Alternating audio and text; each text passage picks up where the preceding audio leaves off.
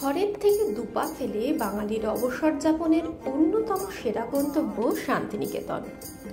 তবে শুধু রাঙামাটির প্রাকৃতিক শোভা বা রবীন্দ্র সংস্কৃতির আতুর ঘরই নয়, শান্তিনিকেতনের অন্যতম আকর্ষণ সোনাঝুরির হাটও। এথনিক শাড়ি গয়না থেকে ঘর সাজানোর শৌখিন জিনিসের অসাধারণ সব পসরার টানেও সপ্তাহান্তে এখানে ভিড় জমান পর্যটকেরা। কিন্তু এবার হাটের আকর্ষণে বোলপুর শান্তিনিকেতন ঘুরতে আসা পর্যটকদের ট্যুর প্ল্যানের আগে মাথায় রাখতে হবে বেশ কিছু বিষয়। সপ্তাহে আর 7 দিন খোলা মিলবে না সোনাঝুরি হাট। এবার থেকে সপ্তাহে মাত্র 4 দিনই বসবে সোনাঝুরির এই অপূর্ব পসরা। আসলে সোনাঝুরির জঙ্গলে বন দপ্তরের জমিতে বসে এই হাট। মাস 2 আগেই সোনাঝুরিতে থাকা বন দপ্তরের জমি চিহ্নিতকরণের কাজ শুরু হয়েছে। সেই মতো ঘিরেও দেওয়া হচ্ছে বেশ কিছু জায়গা। সোনাঝুরির হাটের কারণে বনাঞ্চলের অনেক ক্ষতি হয় বলে বহুদিন ধরেই রয়েছে অভিযোগ। তবুও জীবন জীবিকার কথা মাথায় রেখে এই হাট বন্ধ করছে না বা সরিয়ে দিচ্ছে না বন দপ্তর। তবে সোনাঝুরির জঙ্গল রক্ষায় কিছু নির্দেশিকা জারি করেছে বন দপ্তর।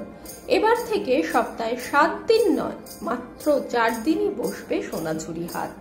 পর্যটকদের কথা ভেবেই শুক্র, শনি, রবি ও সোমকে হাটের দিন হিসেবে চিহ্নিত করা হয়েছে।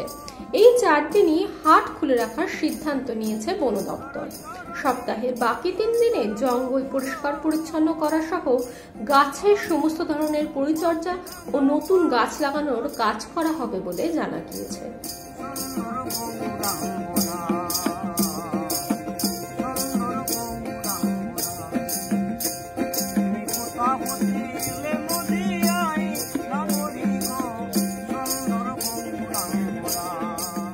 শুধু শৌখিন ঘর সাজানোর জিনিস বা কাঁথা স্টিচের শাড়ি বা ড্রেসই নয়, এই সোনাঝুরির হাটে বাউল গান থেকে সাঁওতালি নাচ কিংবা পিঠে পুলিও পর্যটকদের মন ভরিয়ে দেয়।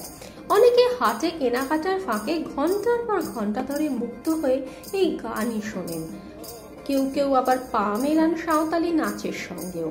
তাই হাট না বসলে পাওয়া যাবে না মাটির কোলের এই ফোক মিউজিকের স্বাদও। তাই সোনাঝুরির হাটে ঘোরা বা কেনাকাটায় শান্তিনিকেতনে আসার মূল উদ্দেশ্য হলে হাটের সপ্তাহান্তের সূচি মেনেই করুন পরিকল্পনা। এই সময় ডিজিটাল।